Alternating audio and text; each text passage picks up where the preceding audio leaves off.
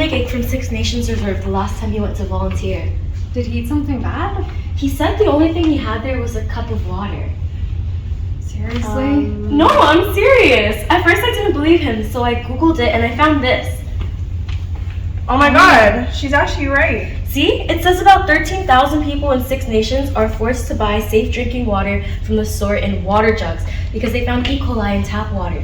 Water for showers and laundry is stored in an underground tank that gets refilled by a truck every few weeks, and residents must go and collect the water themselves, putting the residents at a higher risk of contamination besides E. coli in the tap water. And they have to pay for all of that. They say a family of 6 spent around $250 monthly just on water costs. And now reserves are preparing to sue the federal government for the inequity. You're right. I feel so frustrated by this. I mean, these people, this Indigenous community, they only live like a few hundred kilometers from Toronto, and they don't have safe drinking water. I can't believe how unwilling our government is to care about Indigenous communities and First Nations people. E. coli infections can be deadly, not just from a health perspective, but from a financial perspective as well. I mean, I spend about $40 a month downtown Toronto for my family, and that takes care of my whole, like all of my 4 children. But Indigenous communities, they're facing health consequences and financial consequences. It's unacceptable. Oh, sorry guys, I had a stomachache. Are you sure you don't need to see the doctor? Nah, it's fine. Actually, earlier we were discussing that and you might be infected by E. coli. Yeah. We were reading over an article and it showed us that there's a lot of cases of E. coli at the reserve you were at. Shoot, isn't it infectious? Yeah, Jeremy, and thanks to you, I'm gonna have to open up an investigation. Every single patient that you saw after coming back is gonna have to be checked, and you could face repercussions for bringing E. coli into the hospital. Oh shoot.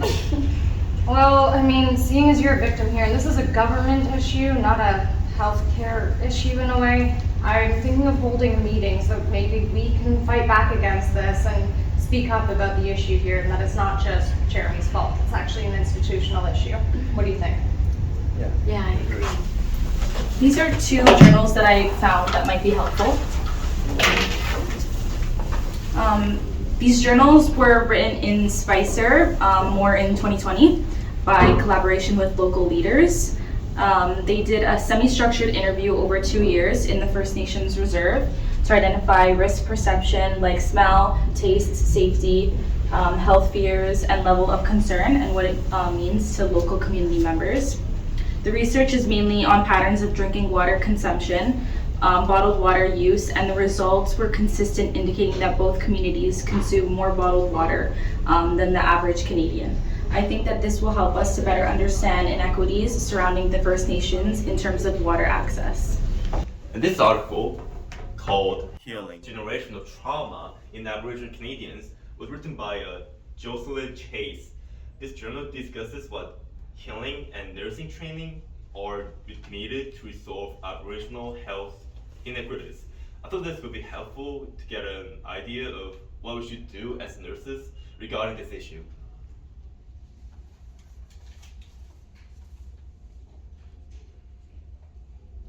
I felt after reading the News and First Journal that they present the health concern as a result of oppression on marginalized Indigenous communities.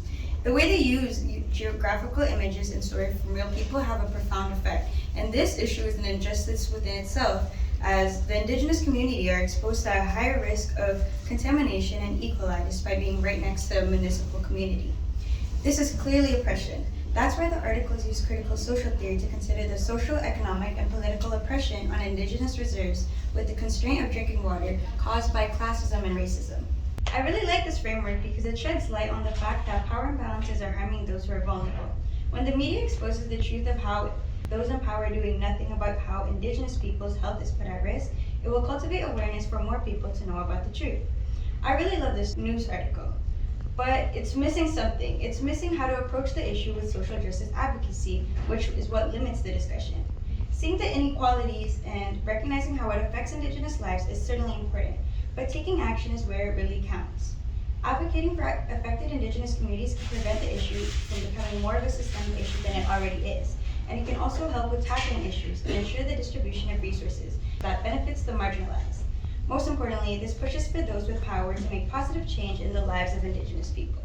According to Joyce, the Indigenous community of Six Nations is a marginalized group here for facing the issue of unsafe drinking water despite being located close to urban areas such as Toronto.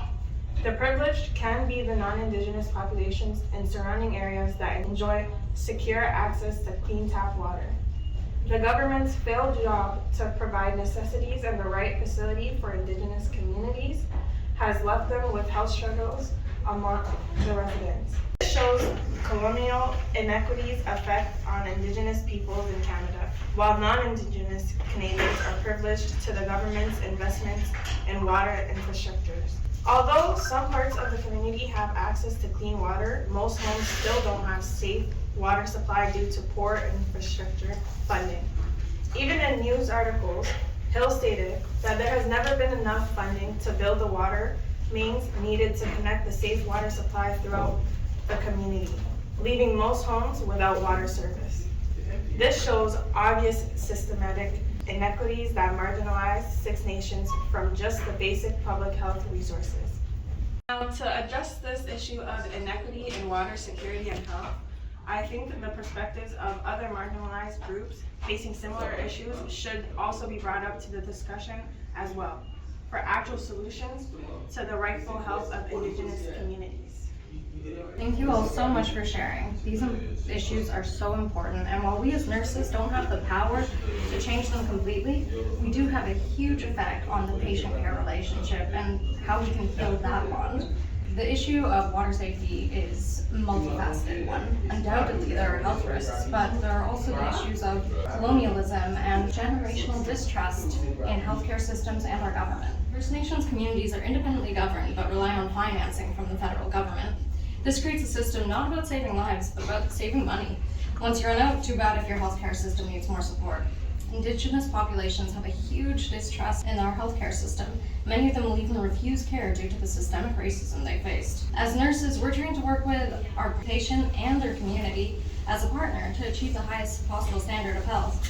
However, a lot of that achievement comes from being trusted. What can we do when the trust has been broken? We have to abide by the CNO, and a huge part of that is centering the patient. We are working with patients that have never been centered by healthcare or the government. How do we rebuild that trust? That has to be the forefront of our mind as nurses. In July 2017, there were 92 advisories for unsafe drinking water in Aboriginal communities. Six Nations is just the tip of the iceberg. Unsafe drinking water has so many negative health effects. Enteroviruses can cause nausea, vomiting, diarrhea, fatigue, dehydration, and those are some of the more mild symptoms.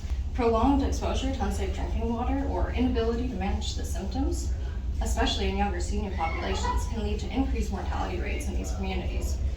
These are conditions that no other community in Canada would ever face.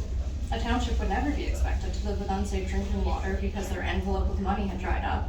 They would be given funds to remedy the issue. We as nurses need to be part of the solution in healing this divide. We need to educate ourselves on the health impacts residential schools have had on First Nations communities and how our government is still failing them to this day. We need to be self-reflective in our treatment and cultural respect. We need to request special training to support Indigenous health and force the government's hand. If the government isn't going to ensure safe drinking water, it needs to ensure safe nursing. Now we will come together